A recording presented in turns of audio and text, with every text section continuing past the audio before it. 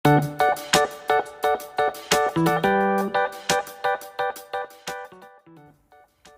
teman-teman semua, Assalamualaikum warahmatullahi wabarakatuh. Kembali lagi dengan saya Luciana Maulana.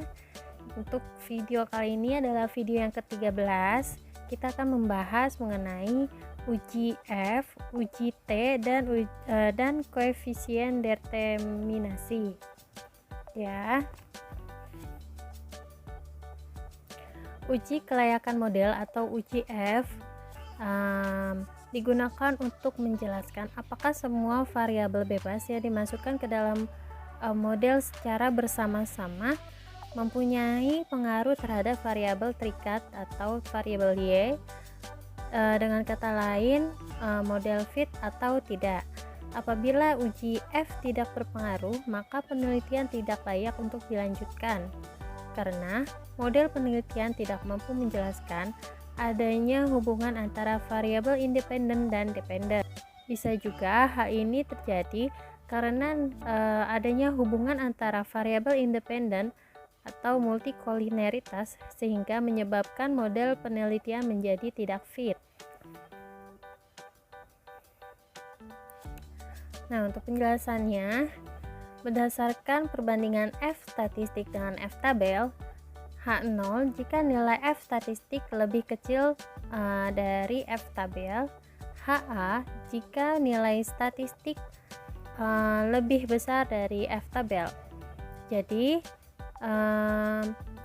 jika F statistik lebih kecil dari F tabel, maka H0 diterima, yang artinya variabel independen atau variabel X secara bersama-sama tidak berpengaruh terhadap variabel dependen atau variabel Y-nya. Namun, kebalikannya yaitu jika F statistik lebih besar dari F tabel, maka HA-nya yang diterima, artinya variabel independen atau variabel X-nya secara bersama-sama berpengaruh terhadap variabel Y-nya. Nah, untuk berdasarkan probabilitasnya, H0 diterima jika nilai probabilitasnya itu F statistiknya lebih besar dari alfa 0,05. Nah, HA-nya diterima jika nilai probabilitasnya itu atau F statistiknya lebih kecil dari alfa 0,05. Kemudian dari yang kedua, koefisien determinasi. Jadi hasil koefisien determinasi menjelaskan seberapa jauh kemampuan model regresi dalam menerapkan variabel-variabel bebas berpengaruh atau mempengaruhi variabel terikat. Semakin besar hasil R squared akan semakin baik karena hal ini mengidentifikasi semakin baik variabel independen dalam menjelaskan variabel dependennya. Nah, nilai R square berada antara 0 sampai 1 dengan penjelasan yaitu nilai R square harus berkisar 0 sampai 1, kemudian nilai R square sama dengan 1 berarti naik atau turunnya variabel terikat yaitu Y 100% berpengaruh oleh variabel bebasnya atau variabel X-nya. Jika nilai R square sama dengan 0, berarti tidak ada hubungan sama sekali antara variabel independen terhadap variabel dependennya. Kemudian yang ketiga itu uji T. Hasil uji T menjelaskan signifikansi pengaruh variabel bebas secara parsial terhadap variabel terikat. Hipotesis dalam uji T yaitu berdasarkan perbandingan T statistik dengan T tabelnya, H0 diterima jika nilai statistik lebih kecil dari T tabelnya. Nah, sedangkan HA diterima jika T statistiknya itu lebih besar dari T tabelnya. Kemudian berdasarkan probabilitasnya, H0 diterima jika probabilitasnya itu lebih besar dari alfa 0,05. Kemudian HA-nya diterima jika nilai probabilitasnya itu lebih kecil dari alfa 0,5. Oke teman-teman, kita langsung kepada prakteknya menggunakan program Fuse. Ya, jadi ini adalah work file yang sebelumnya kita buat. Ini juga kita sudah membuat EQ1 ya. Untuk caranya itu ada di video sebelumnya. Nah, untuk yang pertama kita akan mencari uji kelayakan model atau uji F-nya. Untuk uji F-nya kita lihat yang di F statistik dan probe-nya yang probe F statistiknya. Dari output ini menunjukkan bahwa F statistiknya itu sebesar 7,562,400 ya, sementara F tabelnya itu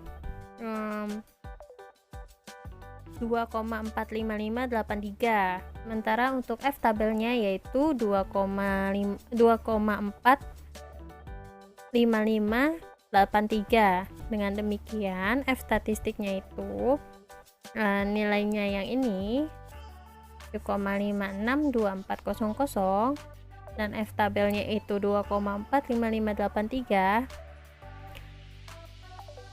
dan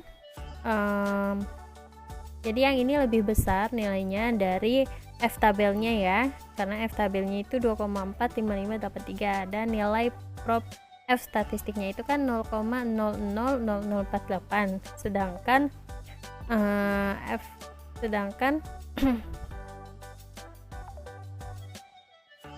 untuk F tabelnya itu 0,05.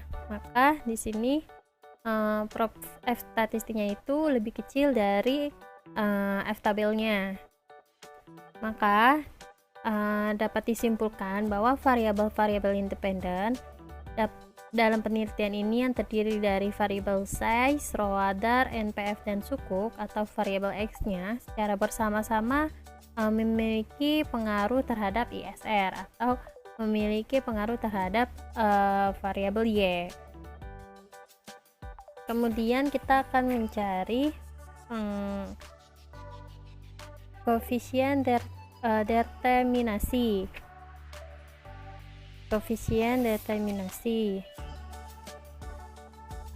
Yaitu seberapa jauh kemampuan model regresi dalam menerangkan variasi variabel bebas mempengaruhi variabel terkait. Ya, kita lihatnya itu dari adjusted R-squared. Kita lihatnya itu yang adjusted R-squared yang ini, nilainya yaitu 0,427173. Artinya bahwa variasi perubahan naik turun ISR dapat dijelaskan oleh size, Shroeder, NPF, dan sukuk sebesar 49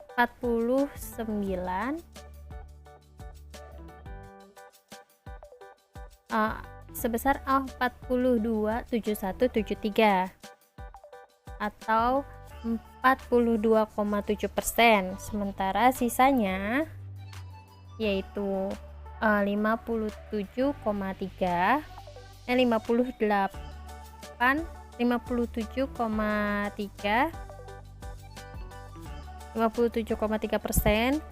dijelaskan oleh variabel-variabel lain yang tidak diteliti dalam penelitian ini. Kemudian untuk yang ketiga yaitu uji T. Untuk prakteknya uji T kita lihatnya dari variabel X-nya ya, yang size, Shroeder, NPF, dan sukuk. Kita lihatnya dari tes statistik dan probe-nya. Untuk variabel size nilainya adalah 5,342578, sementara T tabelnya yang terikat yaitu sebesar 2,02269. Maka tes statistik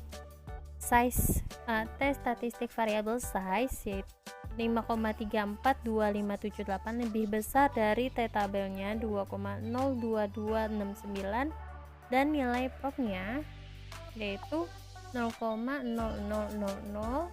nilainya lebih kecil dari 0,05. Dapat disimpulkan variabel ukuran perusahaan size dalam penelitian ini memiliki pengaruh terhadap pengungkapan ISR. Nilai koefisien regresi variabel size sebesar 0,69 0,068301 menggambarkan bahwa variabel size berpengaruh positif terhadap ISR. Dengan demikian, setiap kenaikan satu variabel size maka akan menaikkan nilai variabel ISR konstanta 0,489 sebesar 0,68301. Kemudian untuk yang variabel ROA-nya. Nah, dari tes statistiknya itu sebesar minus 0,898099, sedangkan T-tabelnya itu 2,02269.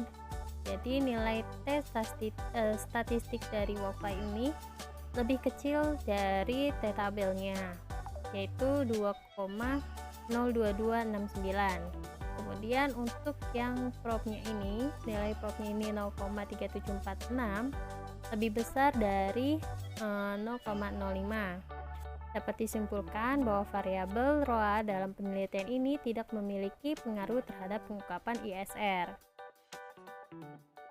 Kemudian yang variabel DAR-nya. Di sini T statistiknya itu 1,407353. Nilainya lebih kecil dari T-tabel yaitu 2,02269 dan nilai probnya ini 0,1672 yaitu lebih besar dari nilai 0,05. Maka kesimpulannya variabel DAR dalam penelitian ini tidak memiliki pengaruh terhadap pengungkapan ISR.